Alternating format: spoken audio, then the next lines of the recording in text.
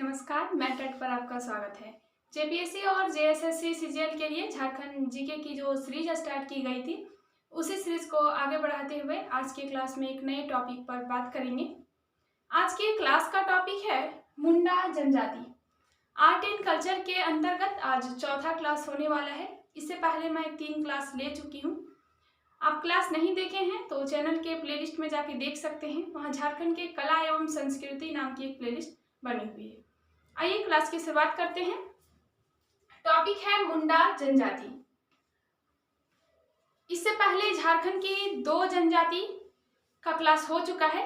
सबसे पहले हम लोग पढ़े थे संथाल जनजाति और दूसरे नंबर में पढ़े थे उरांव जनजाति के बारे में। आज मुंडा जनजाति के बारे में पढ़ने वाले हैं।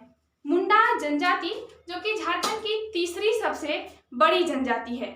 मुंडा जनजाति झारखंड की तीसरी सबसे बड़ी जनजाति है, तीसरी सर्वाधिक जनसंख्या वाली जनजाति। झारखंड की पहली सबसे बड़ी जनजाति की बात करें तो संथाल है, दूसरी सबसे बड़ी जनजाति की बात करें तो उरांव है और तीसरी सबसे बड़ी जनजाति मुंडा जनजाति है। मुंडा जनजाति का अर्थ क्या होता है? तो मुंडा जनजाति का 2 अर्थ है। एक सिंपल इसका अर्थ होता है यानी कि सामान्य अर्थ, और इसका एक खास अर्थ होता है मतलब कि विशिष्ट अर्थ। तो मुंडा जनजाति का 2 अर्थ है, एक साधारण में सामान्य अर्थ और दूसरा विशिष्ट अर्थ। मतलब इसका क्या होता है मुंडा जनजाति का? तो इसका सामान्य अर्थ देखें तो होता है विशिष्ट व्यक्ति। मुंडा का मतलब क्या होता है? विशिष्ट व्यक्ति। और इसका विशिष्ट अर्थ निकाले तो होता है गांव का राजनीतिक प्रमुख। तो मुंडा जनजाति का 2 अर्थ होता है, सामान्य अर्थ विशिष्ट व्यक्ति, और इसका विशिष्ट अर्थ होता है गांव का राजनीतिक प्रमुख। तो मुंडा जनजाति का मतलब क्या हुआ कि यह विशिष्ट व्यक्ति है, गांव का राजनीतिक प्रमुख है। आगे देखिए इनकी भाषा क्या है। तो मुंडा जनजाति की भाषा मुंडारी है। नाम से ही लग रहा है मुंडा मतलब इनका जनजाति है मुंडा, और इनकी भाषा है मुंडारी। इसके अलावा पढ़ेंगे कि लोग स्वयं को क्या कहते हैं। तो मुंडा जनजाति के लोग खुद को मुंडा नहीं कहते हैं, बल्कि मुंडा जनजाति के लोग अपने आप को होडोक्को कहते हैं। देखिए नाम थोड़ा अलग है, लेकिन देखिए यहाँ ध्यान से, होडोक्को। ठीक है, मुंडा जनजाति के लोग स्वयं को क्या कहते हैं? होडोक्को कहते हैं, और अपनी भाषा को होडो जगर कहते हैं। इसका मतलब क्या हुआ कि मुंडा जनजाति के लोग अपनी भाषा को मुंडारी नहीं कहते, बल्कि अपनी भाषा को कहते हैं होडो जगर। नाम याद रखिएगा। मुंडा जनजाति के लोग अपनी भाषा को होडो जगर कहते हैं और अपने आप को होडोक्को कहते हैं। लेकिन इनकी भाषा क्या है? तो इनकी भाषा मुंडारी है। इसका अर्थ क्या होता है? तो मुंडा का अर्थ होता है विशिष्ट व्यक्ति और इसका विशिष्ट अर्थ होता है गांव का राजनीतिक प्रमुख। तो देखिएगा कि कौन सा ऑप्शन में है, तो वैसे ही करके टिक लगाना है। पहला देगा कि इसका सामान्य अर्थ क्या होता है, तो विशिष्ट व्यक्ति, और इसका विशिष्ट अर्थ क्या होता है, तो गांव का राजनीतिक प्रमुख।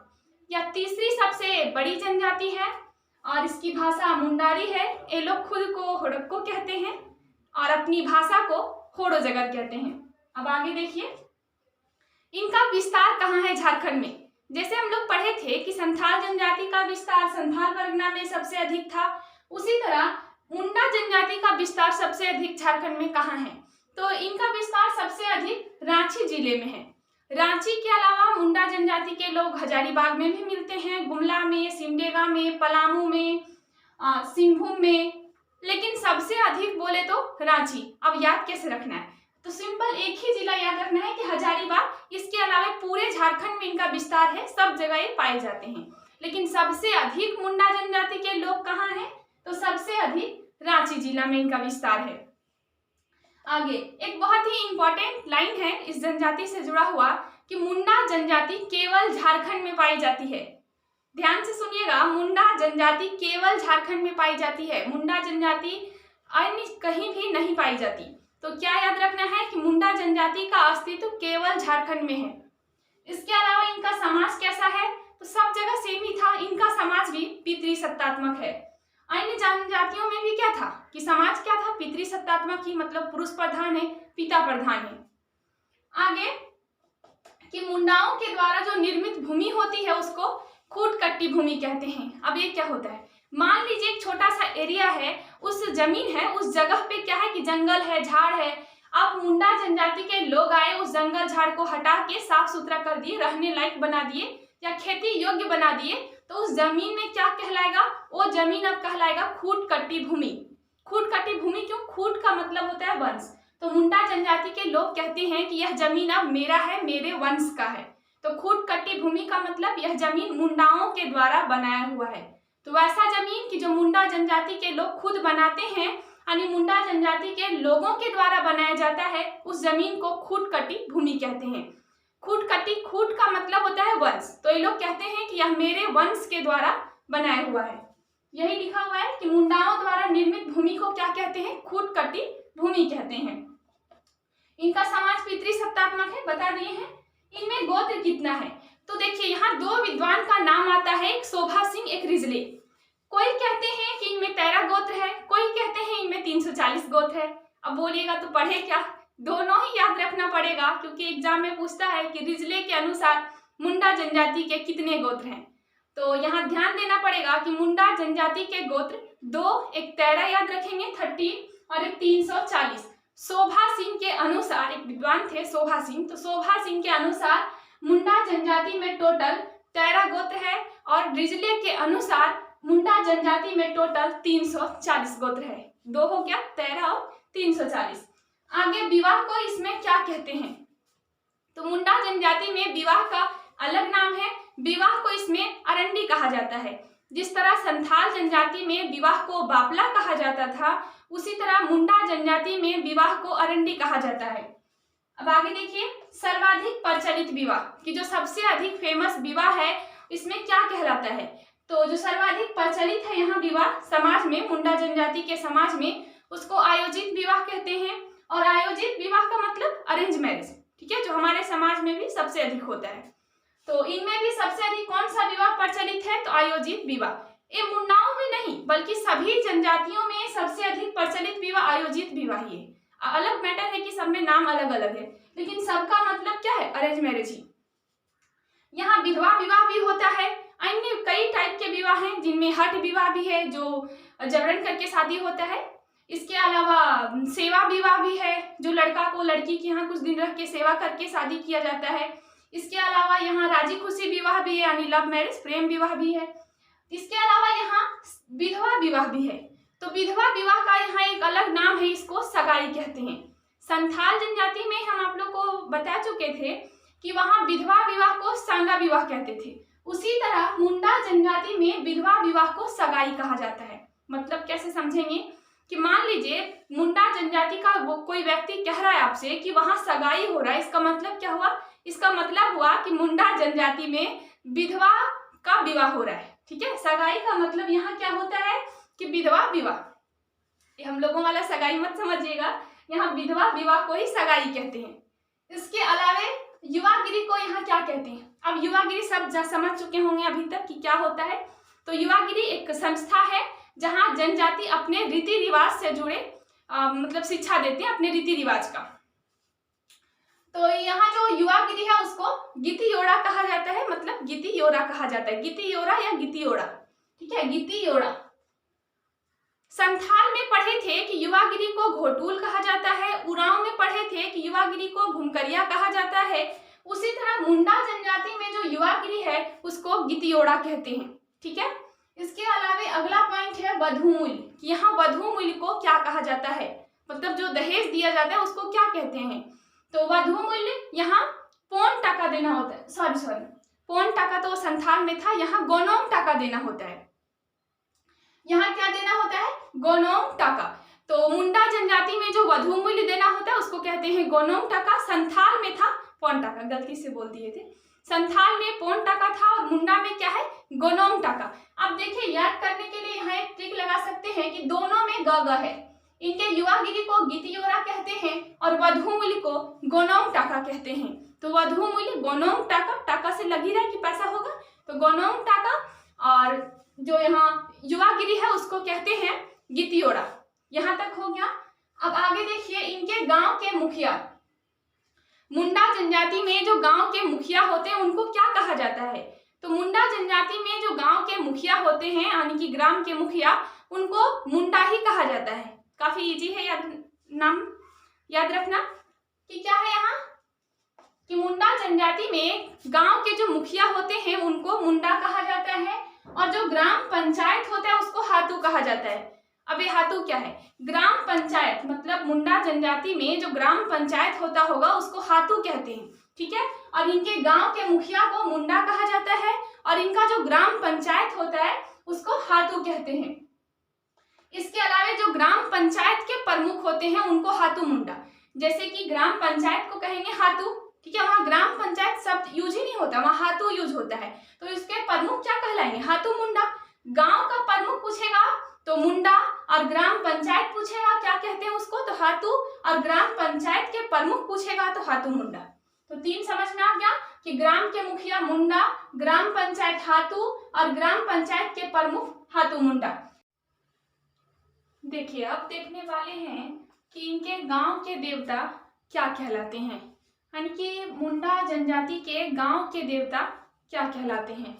तो ग्राम पंचायत को यहाँ हातू कहा जाता था और ग्राम पंचायत को हातू कहा गया है, और इसके जो प्रमुख होते थे ग्राम पंचायत के उनको हातू मुंडा कहा जाता था। तो इनके ग्राम के देवता क्या होंगे? तो इनके गांव के देवता को हातू बोंगा कहा जाता है। हातू का मतलब यहाँ ग्राम पंचायत हो रहा है और बोंगा का मतलब भगवान, तो हातू बोंगा गांव के देवता। इसके अलावा सर्वोच्च देवता, तो इनके जो सर्वोच्च देवता होते हैं उनको सिंह बोंगा कहा जाता है। तो मुंडा जनजाति में जो प्रमुख देवता हुए सिंह बोंगा और गांव के जो देवता हुए उनको हातू बोंगा कहा जाता है। अब आगे देखिए धार्मिक प्रधान। धार्मिक प्रधान को यहाँ पाहन कहा जाता है, सभी में भी सेम है।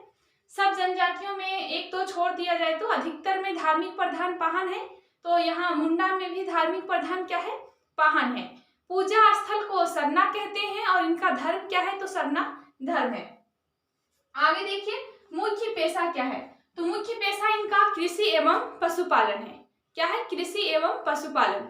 इसके अलावा झाड़ फूक करने वाले को देवड़ा कहा जाता है। मुंडा जनजाति के लोग झाड़ फूक में काफी विश्वास करते हैं, तंत्र मंत्र में काफी विश्वास करते हैं। इस जनजाति में जो तांत्रिक होते हैं उनको तांत्रिक ना कह के देवड़ा कहा जाता है। क्या कहा जाता है? देवड़ा। देखिए यहाँ लिखा हुआ है देवड़ा। तो झाड़ फूक करने वाले को मुंडा जनजाति में देवड़ा के नाम से जाना जाता है। इसके अलावा शव को जलाने तथा दफनाने की प्रथा प्रचलित है, परंतु दफनाने की प्रथा अधिक प्रचलित है। इसका मतलब हुआ कि लगभग सभी जनजातियों में क्या है कि शव को जलाने तथा दफनाने दोनों की प्रथा है। इसमें भी दोनों है, परंतु कह रहा है कि यहाँ दफनाने की प्रथा अधिक प्रचलित है। इसके अलावा गांव की बड़ी देवी, यहाँ देवी देवता में 3 नाम याद रखना है। गांव के देवता को हातू बोंगा कहा जाता है, सर्वोच्च देवता को सिंह बोंगा कहा जाता है, और एक गांव की देवी होती हैं, तो इस गांव की जो सबसे बड़ी देवी होती हैं उनको देसावली कहा जाता है। इसके आगे क्या पढ़ेंगे? सोसो बोंगा। एक यहाँ नाम आया है सोसो बोंगा। तो मुंडा जनजाति की यह लोक कथा है। लोक कथा मतलब लोगों की कथा, ठीक है। तो मुंडा जनजाति के लोगों की कथा का एक कहानी, एक बुक है, और इस बुक का नाम है सोसो बोंगा। तो सोसो बोंगा क्या है? एक किताब है जो मुंडा जनजाति से जुड़ा हुआ है या मुंडा जनजाति के लोगों की कथा है। तो मुंडा जनजाति की लोक कथा है, इसको क्या कहते हैं? सोसो बोंगा। इसके अलावा यहाँ गांव की जो बड़ी देवी होती हैं उनको देसावली कहा जाता है, सर्वोच्च देवता को सिंह बोंगा कहते हैं, और जो गांव के देवता होते हैं उनको हातू बोंगा कहते हैं। आगे देखिए प्रमुख पेय पदार्थ। आप सब जानते हैं कि सभी जनजातियों में प्रमुख पेय पदार्थ क्या है? हड़िया है। तो मुंडा जनजाति में भी प्रमुख पेय पदार्थ हड़िया ही है। यहाँ भी क्या होगा? हड़िया। इसके अलावा हड़िया को तुलसी जल एवं गंगा जल के समान पवित्र। यहाँ मुंडा जनजाति में विशेषकर हड़िया को तुलसी एवं गंगा जल के समान पवित्र माना गया है। जिस तरह से हिंदू धर्म में गंगा जल प्रसिद्ध है, तुलसी प्रसिद्ध है, उसी तरह पवित्र माना गया है हिंदू धर्म में, उसी तरह मुंडा जनजाति में हड़िया को भी माना जाता है। लगभग सभी जनजातियों में हड़िया को गंगा जल के समान पवित्र माना गया है। यहाँ मुंडा जनजाति में खासकर सभी अनुष्ठानों में हड़िया का यूज होता है। तो प्रमुख पेय पदार्थ हड़िया, और गंगा का मतलब किसके समान तुलना किया गया है? तो तुलसी एवं गंगा जल के समान पवित्र माना गया है हड़िया को। अब एक बार रिवीजन कर लेते हैं कि मुंडा जनजाति झारखंड की तीसरी सबसे बड़ी जनजाति है। मुंडा जनजाति का सामान्य अर्थ क्या होता है? तो गांव का इसका सामान्य अर्थ पूछे तो होता है विशिष्ट व्यक्ति, और विशिष्ट अर्थ पूछे तो गांव का राजनीतिक प्रमुख। इसके अलावा इनकी भाषा मुंडारी है और इनकी प्रजाति क्या है तो प्रोटो ऑस्ट्रेलाइड है। यह स्वयं को होड़क्को कहते हैं और अपनी भाषा को होड़ो जगर कहते हैं। यहाँ जो सबसे अधिक विवाह है उसको आयोजित विवाह कहते हैं, मतलब अरेंज मैरिज। और इसके अलावा अन्य कई तरह के विवाह होते हैं।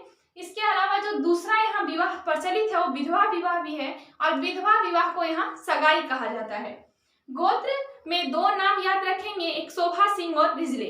दो विद्वान आते हैं। शोभा सिंह कहते हैं कि मुंडा जनजाति के टोटल 13 गोत्र हैं, जबकि रिजले कहते हैं कि मुंडा जनजाति के 340 गोत्र हैं।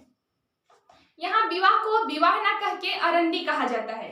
इसके अलावा पढ़े थे कि मुंडा जनजाति केवल झारखंड में पाई जाती है। तो मुंडा जनजाति का अस्तित्व कहाँ है? केवल झारखंड में। आगे पढ़े थे कि यहाँ युवागिरी को गितियोड़ा कहा जाता है, और जो मधुमूल होता है उसको गोनोंग टाका कहते हैं।